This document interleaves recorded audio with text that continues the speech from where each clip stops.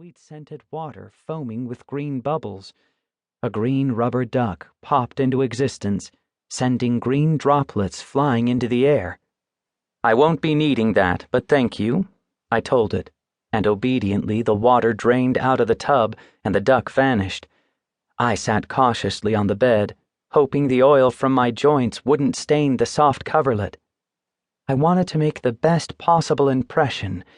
At home, I preferred to sleep upright in a wooden cabinet. Dorothy would want to see me right away, of course. Why else had she invited me? It would only be a matter of moments before she'd come to my chambers herself. But she didn't. The only possible explanation was that she didn't know I was in the palace, and so the next morning I oiled my joints quickly and made sure the tin of my face and chest was brightly polished before I set out in search of her.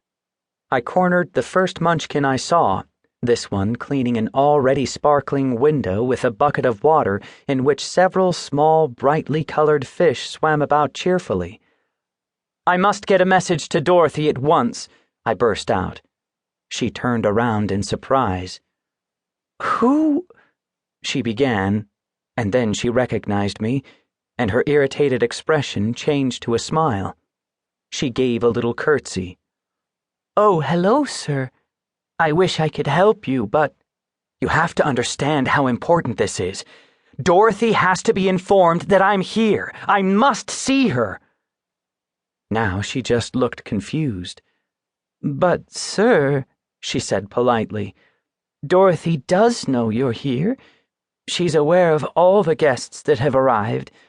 Would you like to see the Scarecrow or the lion while you wait for the banquet tonight? They got to the palace just yesterday as well." I gaped at her.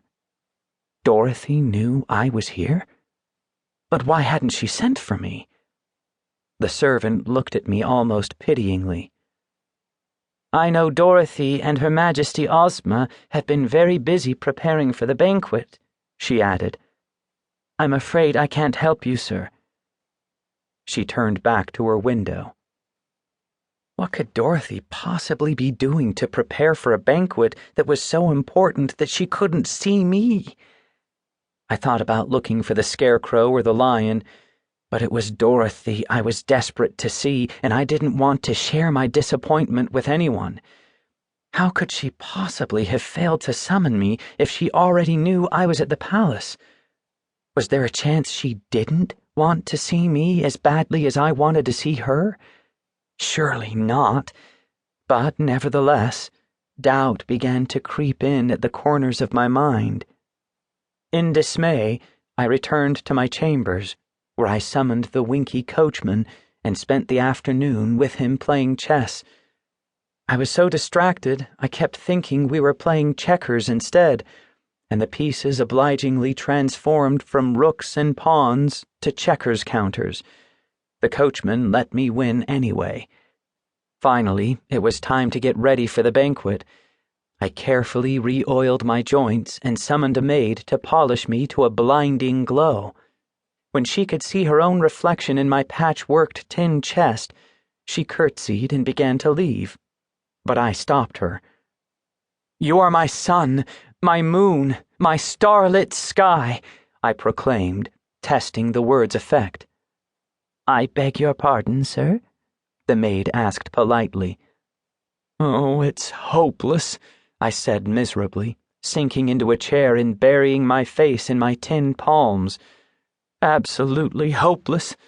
I don't know how to tell her. I don't know the right thing to say." "To whom, sir?" "To Dorothy," I mumbled into my fingers. "It has to be exactly right, so that she knows how I feel, but it can't sound desperate. She has to see me as dashing, and I want to remind her of everything we shared and tell her how beautiful she is and how special and how noble and generous and sweet and good and—" The maid pulled up another chair.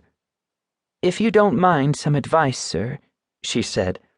"That's an awful lot to try to fit into one hello. Why don't you just be yourself?" I lifted my head and stared at her. "What do you mean, be myself?"